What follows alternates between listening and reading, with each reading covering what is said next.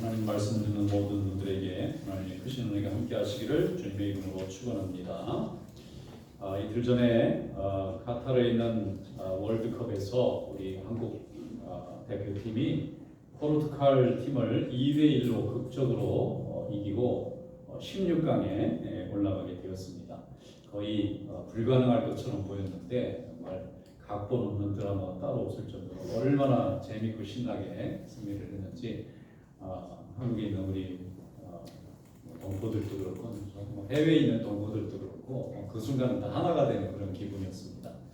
그런데 그 골을 넣을 때 보니까 마지막 골은 경기 시간이 다 끝나고 터진 거예요. 시계가 멈춰서 이제 우리가 졌구나, 탈락이구나 하고 있는데 그 몇 초 사이에 다 보셨겠지만 손 선수하고 황의조 선수가 말이죠. 이렇게 골을 연결해서 보니까 얼마나 신나고 좋은지. 그래서 사람들이 뭐라고 얘기냐면 이거 도하의 기적이다.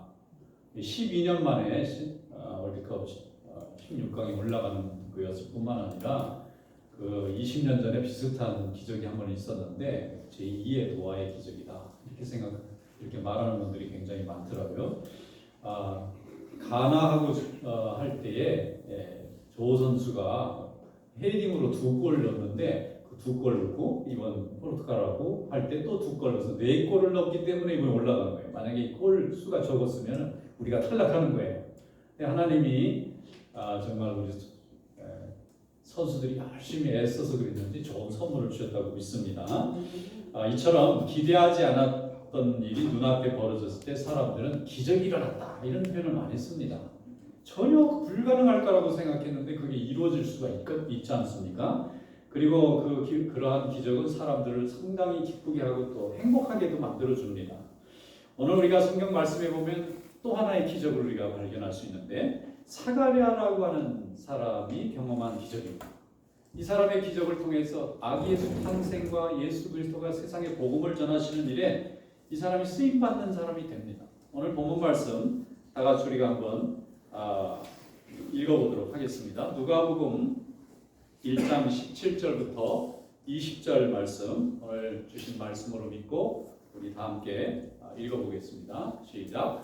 그가 또 엘리야의 심령과 능력으로 주 앞에 먼저 와서 아버지의 마음을 자식에게 거스르는 자를 의인의 생기에 돌아오게 하고 주를 위하여 백성을 준비하리라. 사가랴가 천사에게 이르되 내가 이것을 어떻게 알리요? 내가 늙고 아내도 나이가 많으니이다. 천사가 대답하여 이르되 나는 하나님 앞에 서 있는 가브리엘이라. 이 좋은 소식을 전하여 내게 말하라고 보내심을 받았노라.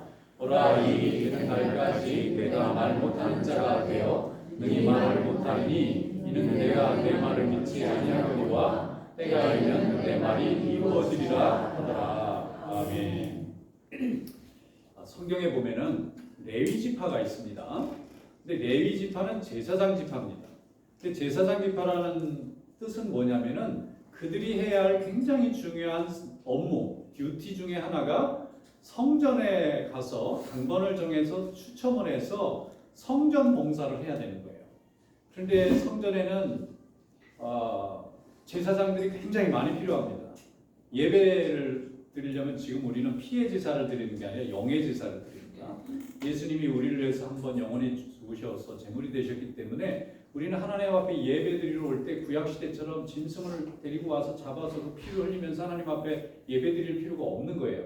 그런데 예수님이 오시기 전에 구약의 예배 방법은 꼭 사람의 죄를 대신 지고 죽어줘야 할 짐승을 제물을 꼭 가지고 왔었어야 돼요. 그러니까 예배를 드리려면 수많은 짐승을 잡아야 되는 겁니다. 그러니까 그 짐승을 잡고 그걸로 끝나지 않고 또 장작에다 불을 피워가지고 그 제물을 또 태워서 또 그 연기를 하늘로 올려보내야 되고 이러니까 굉장히 많은 손이 필요한 거예요. 그래서 레위 지파들은 그 일을 전담하기 위해서 구분해놨어요. 그들은 다른 직업을 갖지 않고 그 일만 전담할 수 있도록 하나님이 그렇게 만들어 놓으셨어요. 그런데 그것을 항상 모든 사람이 다 할 수 없기 때문에 레위 지파들이 각 가문대로 다 이렇게 당번을 정해가지고 그 순서대로 한 달씩 번갈아 가면서 12가문들이 자기 순서를 하고 돌아갈 수 있도록 이렇게 만들었는데 그때에 레위 지파들은 이제 나이가 되면 20살부터 50세 그 전후로 해서 거기에서 건강한 남자들이 제사장으로서 성전 지성소와 성소와 성전 뜰과 성전 뜰에 있는 번제단과 거기 있는 큰 제단을 관리하고 운영하는 일을 담당해야 되는 거예요. 그런데 그 중에 오늘 이 사가랴도 레위 지파 사람이었다 그런 얘기입니다. 레위 지파 사람으로 자기 당번에 추첨이 돼가지고 나이가 많이 들었음에도 불구하고 이제 그 성소에 들어가서 이제 성전의 일을 보는 그런 일을 하게 됐다는 거예요. 그래서 거기에서 일을 보게 되었는데 이 사가랴에게는 한 가지 굉장히 어려움이 있었는데 자녀를 못 가진 겁니다.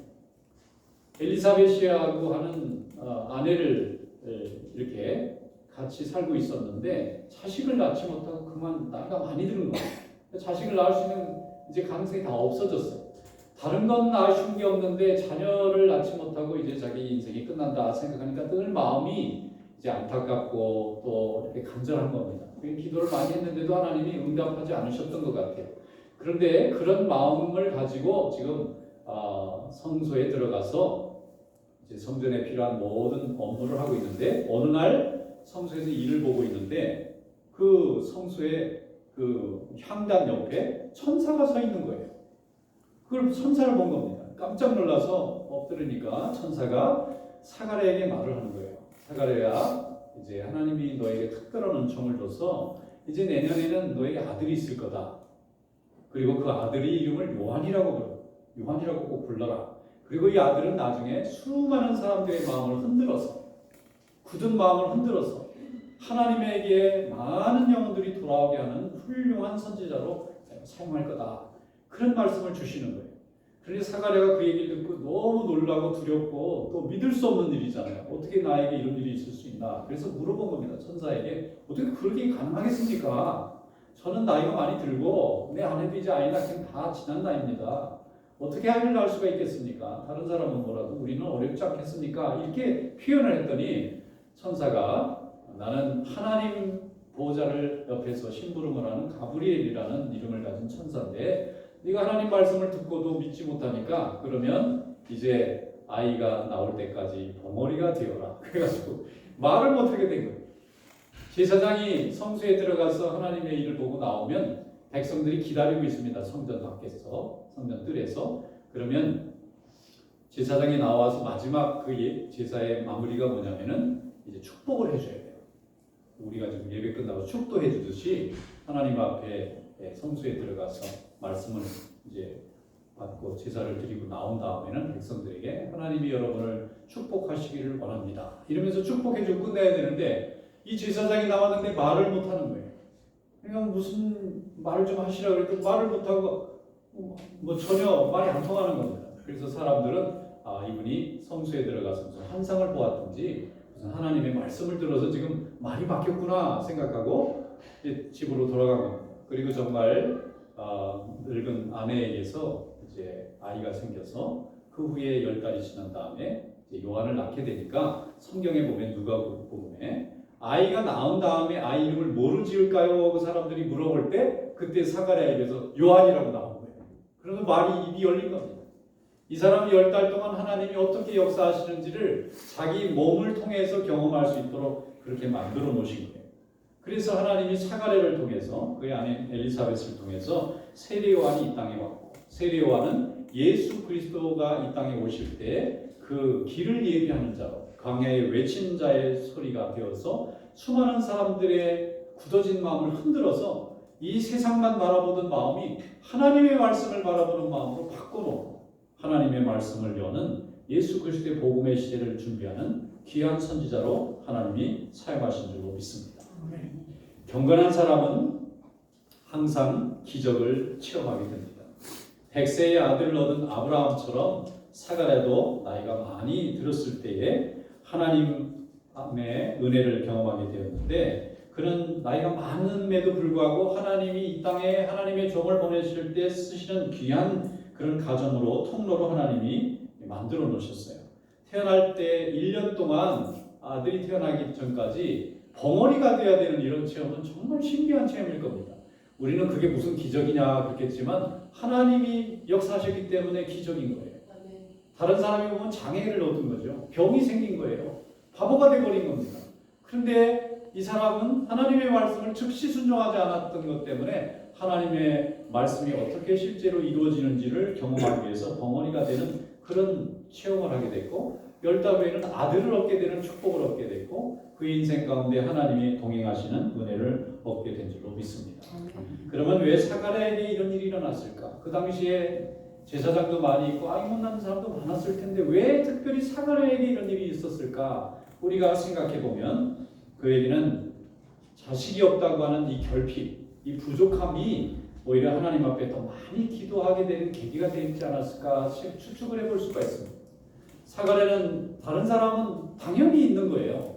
다른 사람은 저절로 다 이루어지는 것 같이 느껴질 수 있는데 이 사람에게는 저절로 이루어지는 게 아닌 거예요. 아무리 노력하고 애를 써도 얻어질 수가 없는 것입니다. 그러니까 하나님 앞에 기도할 수밖에 없는 거죠. 하나님 앞에 구할 수밖에 없는 것입니다. 그리고 두 번째는 하나님 앞에 그 부족함을 가지고 구하면서 자신에게 맡겨져 있는 제사장의 책무와 하나님의 전에 예배를 돕는 일을 쉬지 않고 계속해 나갔다는 것입니다.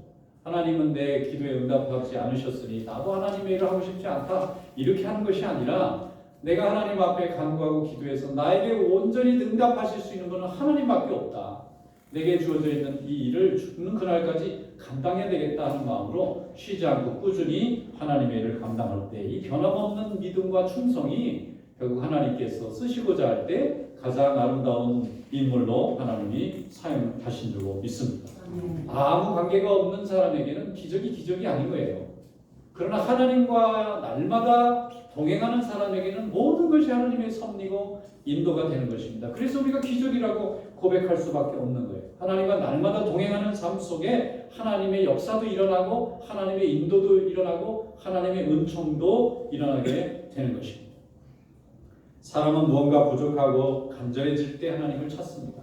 다 넉넉하고 다 여유가 있고 자기 원하는 뜻대로 다 이루어지면 인간은 이 교만에서 기본적으로 하나님을 잘 찾지 않습니다. 자기 주장을 하게 되기가 쉬워요. 그런데 하나님 앞에 부족하기 때문에 기도하게 되고 연약하기 때문에 구하게 됨으로 인해서 우리 안에 하나님을 향한 믿음이 커지고 하나님을 향한 관계의 퀄리티가 깊어지는 것입니다. 하나님 앞에 항상 부족함 가운데 기도함으로 인하여 주님의 은총과 주님의 동행하심을 날마다 경험하는 그런 삶이 될 수 있기를 주님의 이름으로 축원합니다. 하나님께서는 사가랴에게 특별한 방법을 동원하셔서 다른 사람은 이해할 수 없는 그만의 기적을 하나님이 주셨어요. 벙어리가 됐고 10달 동안 벙어리가 끝나고 나서는 자식을 얻은 아버지가 되었고 그 자식이 또 수많은 사람들을 영적으로 하나님께 인도하는 은혜를 하나님이 경험하게 해주셨는데 이렇게 일시적으로 특별하고 개인적이고 또 의미 있는 경험을 하나님이 해주심으로 인해서 이 사가랴가 성경에 기록되는 하나님께 쓰임받은 인물로 하나님이 세워놓으신 겁니다. 성도에게 간절함이라는 것은 하나님의 사랑을 받게 하는 계기가 됩니다. 그래서 믿음의 역사는 언제나 간절히 구하고 항상 하나님을 향해 마음을 열고 주 앞에 묵묵히 주님의 일을 감당하는 사람의 몫이 되는 것입니다. 아브라함이 100세 이삭을 얻은 것도 그가 자식이 없음에도 불구하고 하나님을 항상 경외했으며 하나님 앞에 예배드리고 제단 쌓는 일을 중단하지 않았으며 날마다 기도하고 주님의 뜻을 묻고 움직이는 삶을 살았기 때문에 하나님이 그의 마지막 시기에 최고의 선물로 아들을 주고 그 아들을 통해서 믿음의 역사를 세워놓으신 줄로 믿습니다. 수많은 사람 중에 아브라함을 택하신 것은 어떤 상황에도 하나님을 향한 믿음과 고백을 잃지 않았다고 하는 그 변함없는 믿음 때문에 그가 복을 받는 거예요. 성도들이 하나님 앞에 기도할 때에 항상 하나님의 은혜를 구하는 변함없는 믿음이 되는 삶이 될 수 있기를 축원합니다. 기적은 하루아침에 아무 관계가 없는 사람에게는 나타나지 않습니다. 아주 우연히 어쩌다가 얻게 된 것으로 이런 사람들은 생각하기가 쉽습니다. 원하지도 바라지도 않았는데 주어진 것은 복이라고 느껴지지도 않고 거기에는 감사가 느껴지질 않아요. 오히려 이게 다른 사람보다 내가 특별해서 이런 일이 벌어지나 보다 오히려 교만해지기가 쉽습니다. 그래서 거기에는 그저 우연으로만 생각하지 감사나 고백이나 또 기쁨은 동반되지 않는 것입니다. 기적이 없다고 하는 것은 사실 구하고 간절하게 하나님 앞에 구한 적이 없다는 말이기도 합니다. 하나님 앞에 간절히 오랜 세월 동안 구한 적이 없기 때문에 하나님이 응답해 주셨는데도 이것이 기적이라고 못 느끼는 거예요. 기적이라고 말하는 것은 간절히 구하는 사람의 몫입니다. 오늘도 여러분이 하나님 앞에 기적의 축복이 있기를 주님의 이름으로 축원합니다. 간절함으로 응답받는 은혜가 있기를 축원합니다. 하나님 앞에서 오랜 세월 구한 적이 없기 때문에 하나님이 주신 것도 기적으로 안 느껴지는 것입니다. 결국 믿음의 문제고 신앙 위에 서느냐 하는 문제입니다. 초대교회 성도들은 어려운 환경 가운데서도 그들은 날마다 고백했습니다. 우리는 기적 속에서 삽니다. 그들은 기적 속에서 실제로 살았습니다. 예수 믿기 전에는 그들이 기적을 기적으로 알지 못했어요. 그래서 평범한 삶을 살았습니다. 세속적인 삶을 살았고 누구나 다 사는 그런 일상적인 인생을 살았어요. 그런데 그 가운데는 기적이 경험될 수가 없었습니다. 그러나 그들이 예수를 믿고 하나님의 자녀가 된 뒤에는 모든 것이 기적이었어요. 그들이 교회를 세워야 됐고 믿음을 세워야 됐고 성도들을 세우고 일꾼을 세우고 복음을 전파하고 영적 싸움을 해야 되겠고 수많은 세속적인 문화와 그 많은 환경 속에서 끊임없이 하나님의 일을 감당해야 됐는데 그들의 힘으로는 감당할 수가 없었던 거예요. 그래서 그는 하나님을 믿는 믿음으로 전심전력하여 하나님의 일을 할 때에 그들의 간절함이 녹아져 있었고 그들이 날마다 기도할 수밖에 없었어요. 그래서 작은 거라도 응답으로 받아들여요. 작은 거라도 기적으로 그들 눈에는 비춰졌던 거예요. 그래서 날마다 감사하고 찬양할 수밖에 없었던 것입니다. 얼마나 열심으로 감당했겠습니까? 잘못 예수를 전하다가 핍박을 받고 목숨을 잃는 일이나 가족을 잃을 수 있는 위험 속에 있었기 때문에 그들은 기도하지 않고는 하나님의 일을 감당할 수가 없었고 그들이 가는 곳마다 하나님은 날마다 기적과 같은 은혜와 동행과 임재하심을 날마다 경험할 수 있도록 그렇게 하나님이 역사하신 것입니다. 희생하고 헌신하고 기도하고 절박했기 때문에 하나님이 역사하셨고 하나님이 역사하셨기 때문에 그들의 영혼이 복을 받고 복음이 증거되고 그들이 뿌린 그곳에 하나님의 교회가 세워지고 일꾼들이 하나님 앞에 세워지게 된 줄로 믿습니다. 날마다 이런 기적이 이제 여러분의 기적이 될 수 있기를 축원합니다. 요즘 우크라이나가 러시아를 상대로 국력의 몇 배나 되는 강한 나라를 상대로 아주 연전연승을 하고 있어요. 물론 서방에서 많이 도와주지만 그 도움이라는 것도 정말 생각해보면 기적과 같은 일이죠. 이유 없이 도와줄 일이 없잖아요. 어떻게 도와줄 수가 있겠습니까? 이것은 나라를 정말 지켜야 되겠다는 간절함과 정말 자기 나라를 어떻게든지 다시 세워야 되겠다는 절박함 때문에 그들이 열심히 하나님 앞에 기도하니까 하나님이 악한 자들을 물러나게 하고 도와줄 사람들이 마음 움직이게 만들고 사람이 하는 것 같지만 이게 다 하나님이 하시는 능력입니다. 그래서 그들이 감사할 수 있고 기뻐할 수 있고 하나님의 은혜 가운데서 하나님께 영광 돌릴 수 있게 되는 것입니다. 사가랴가 제사장으로 그런 인생을 살았을 때 하나님께서 그의 간구함에 응답해 주셨어요. 늦은 나이였지만 그가 정말 바라던 소원이 자식을 얻는 일이었는데 하나님은 간절하게 구하는 그를 통해서 세례요한을 보내신 거 아니겠어요? 간절하지 않은 사람에게 보내겠습니까? 그저 자녀를 줘도 감사한 줄도 모르고 그 자녀들을 감사하게 생각하지도 않고 불평하고 짐으로 생각하는 사람에게 줘서 무슨 하나님의 영광이 나타나겠어요? 그런데 정말 자녀를 간절히 바라는 자에게 줬기 때문에 하나님은 그 가정을 통해서 큰 믿음의 역사를 이루도록 하나님이 역사하신 줄로 믿습니다. 그게 감사함으로 또 기쁨으로 또 고백으로 이루어질 때 하나님께 영광을 돌리는 것입니다.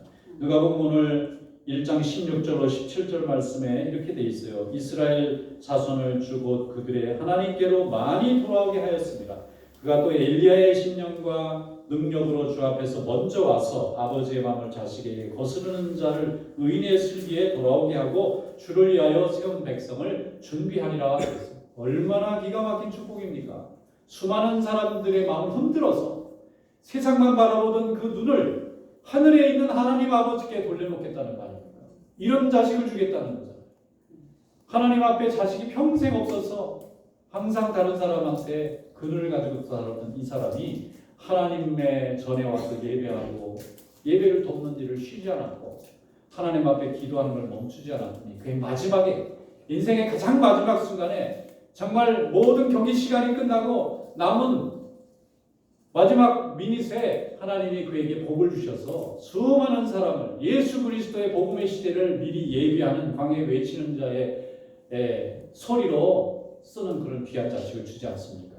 하나님은 오늘도 간구하는 자에게 변함없이 주님의 은혜를 구하고 기도하는 자리를 지키고 있는 자에게 동일한 은혜를 내려주실 줄로 믿습니다. 이것이 바로 우리의 축복이고 하나님의 자녀의 축복인 줄로 믿습니다. 우리가 하나님의 자녀로 사는 것이 얼마나 기쁘고 큰 축복입니까? 우리는 고달플 때 사람이 아니라 살아계신 하나님에게 영으로 기도할 수 있는 은혜를 가지고 있습니다. 그래서 기도할 때마다 우리가 복을 받고 기도할 때마다 우리의 환경과 조건은 더욱 어렵고 힘들지라도 우리의 영혼은 더욱 새로워지고 강건해지는 거예요. 날마다 그분의 음성을 듣는, 그분의 응답이 있는, 하나님과 동행하는 그런 삶이 될 수 있기를 주님의 이름으로 축원합니다. 어떤 분이 기도를 했어요. 날마다 자기 개인의 문제를 해결해달라고 열심히 기도했는데 어느 날 오래 기도하다 보니까 좀 미안한 생각이 드는 거예요. 하나님도 바쁘신데 내 기도까지 들어주시느라 너무 힘들지 않나? 하나님이 그러지 않아도 다 들어주실 텐데. 그러다가 이번에는 교회를 위해서, 성도들을 위해서 다른 하나님의 일을 하는 다른 타인을 위한 기도를 좀 많이 해보기로 했어요. 나는 날마다 한 목사님이 가르쳐줘도 계속 실감이 잘 안 나는데 그래도 내 기도도 하는 만큼 남의 기도도 좀 많이 해주자. 이래서 열심히 기도했더니 나중에 기도가 응답받고 어느 사이에 자기 기도 제목들이 다 해결되어 있는 거예요. 기도도 이기적인 기도가 있고 이타적인 기도가 있을 수 있지 않습니까? 날마다 내 것만 달라고 할 게 아니라 하나님 내 곁에 있는 우리 형제와 헌신하는 우리 성도들을 위해서 좀 축복 많이 해주세요. 그러면 내가 덤으로 받는다는 것입니다. 오늘 이런 축복이 있기를 축원합니다. 마태복음 6장 33절에 말씀합니다. 그런즉 너희는 먼저 그의 나라와 그의 의를 구하라. 그리하면 이 모든 것을 너희에게 더하시리라. 하나님 퍼스트입니다. 우리는 하나님 퍼스트 철학을 가지고 있기 때문에 그 다음에 하나님이 축복을 받는 거예요. 오늘 이런 믿음의 역사가 오늘 예배하고 주님 앞에 나와 고백하는 우리 성도들에게 함께 하시기를 주님의 이름으로 축원합니다. 기도하겠습니다.